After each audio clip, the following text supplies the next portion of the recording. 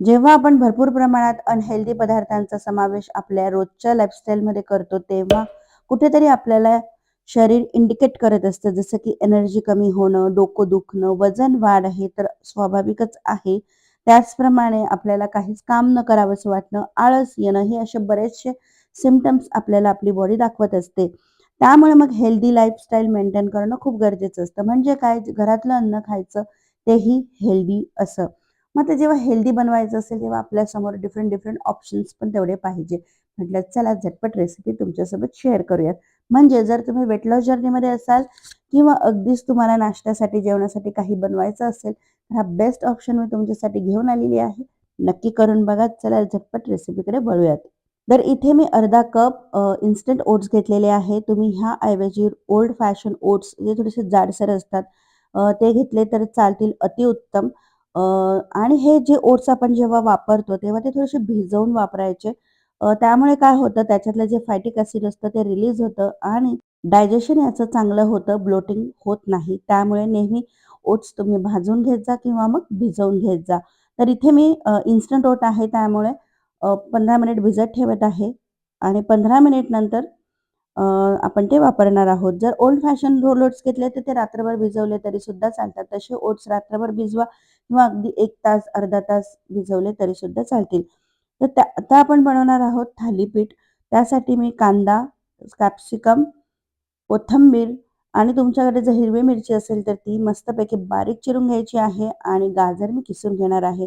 तर साधारण एक 15 मिनिट नंतर हे छान ओट्स भिजले होते, तर ते वरचं पाणी फेकून द्यायचं आहे. परत पाणी घालून वॉश करून घेतले आणि ओट्स खूप चांगले भिजलेले आहेत. त्यामध्ये हाताने असे मस्तपैकी मॅश होतात. तर थोडेसे हाताने कुस्करून घ्यायचे आहेत ते. आता ह्यामध्ये आपण घालणार आहोत अगदी 2 चमचे डाळीचं पीठ. यामुळे एक बाइंडिंग चांगलं येतं. हे आपल्याला बेसन जे आहे ते ओट्सच्या पिठासोबत मिक्स करायचं आहे. यामध्ये आपण घालणार आहोत बारीक चिरलेला कांदा. अर्धा बारीक चिरलेला कांदा घेतलेला आहे मी. त्याचप्रमाणे ढोबळी मिरची अर्धी, भरपूर कोथिंबीर आणि गाजर किसून मी ह्यामध्ये घालणार आहे. फक्त मी आता मोठ्या भांड्यामध्ये ट्रान्सफर करते, कारण मिक्स करायला थोडं सोपं पडेल. यामध्ये किसलेला गाजर घातलेला आहे. आता यामध्ये पुढचे मसाले घालून घेणार आहोत. मसाल्यांमध्ये मी घातलेले आहे चवीनुसार लाल तिखट. तुम्ही बारीक चिरलेली हिरवी मिरची सुद्धा घालू शकतात. त्यानंतर 2 चमचे, छोटे चमचे घातलेले आहे मी धना पावडर. पाव चमचा टाकलेली आहे हळद. आता हळद घातलेली आहे त्यामुळे चिमूटभर टाकलेलं आहे अगदी थोडंसं मिरी पावडर. ह्यामुळे जे हळदीमधलं कुरकुमीन असतं ते ॲक्टिव्हेट व्हायला मदत होते. त्याचं इझी ॲब्सॉर्प्शन होतं त्यासाठी. चवीनुसार घातलेलं आहे मीठ, जिरे पावडर, अगदी चिमूटभर हिंग आणि पाव चमचा घातलेलं आहे किसलेलं आलं. हे सगळे जिन्नस आपल्याला एकजीव करायचे आहे. याचा एक छानपैकी गोळा बनवायचा आहे. कन्सिस्टन्सी जशी आपल्या थालीपीठाला बनवतो आपण त्याचप्रमाणे करायची आहे. जर तुम्हाला वाटतंय खूप घट्ट आहे, तर अगदी पाण्याचा थोडासा शिपका मारला तरी सुद्धा चालणार आहे. ओट्स अत्यंत हेल्दी असतात.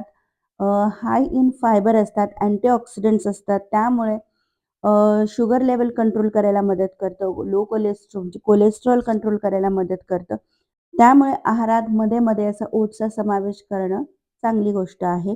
तर इकडे मी असा मस्तपैकी गोळा मळून घेतलेला आहे, एकजीव झालेला आहे. आता आपण तव्यावर थोडंसं तेल पसरून घ्यायचं आहे आणि त्यावर थालीपीठ तापून घ्यायचे आहेत. हाताला चिटकतंय असं जर वाटत असेल तर पाण्यात हात बुडवायचा थोडासा आणि थालीपीठ छान सगळ्या बाजूने पसरवून घ्यायचं आहे. ज्या काही थालीपीठाच्या बॉर्डर असतात त्यासुद्धा प्रेस करायच्या. त्यामुळे मग ते जाडसर राहणार नाही आणि सगळ्या बाजूने इव्हन असं थालीपीठ थापलं जाईल. आणि जसे थालीपीठाला होल करतो त्याचप्रमाणे याला सुद्धा होल करायचे आहेत. आणि मीडियम गॅसवर आपल्याला दोघी साईडने खरपूस खमंग असे भाजून घ्यायचे आहेत. थोड्या वेळ मी झाकण ठेवलेलं आहे, अगदी 2 ते 3 मिनिट. आणि वरून सोडलेलं आहे तूप. तुपाचा पण आपल्या आहारामध्ये समावेश करणं खूप गरजेचं आहे. आपल्या हाडांना जे वंगण असतं ते तुपामुळे मिळतं. स्निग्ध पदार्थ खाल्ल्यामुळे मिळतं. त्यामुळे थोडासा तुपाचा वापर करणं महत्त्वाचं असतं. तर एका साईडने छान भाजून झाल्यानंतर दुसऱ्या साईडने सुद्धा आपल्याला भाजून घ्यायचं आहे. अगदी छान खमंग होतात हे थालीपीठं.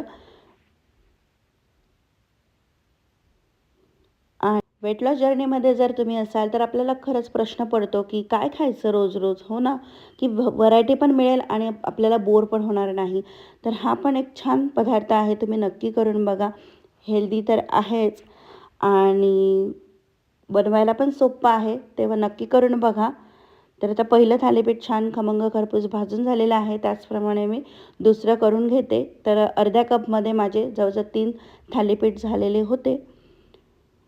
तर असं मस्तपैकी थालीपीठ आणि त्यासोबत चटणी, लोणचं, काहीच नाही तर अगदी तूप लावून खाल्लं तरीसुद्धा छान लागतं चवीला.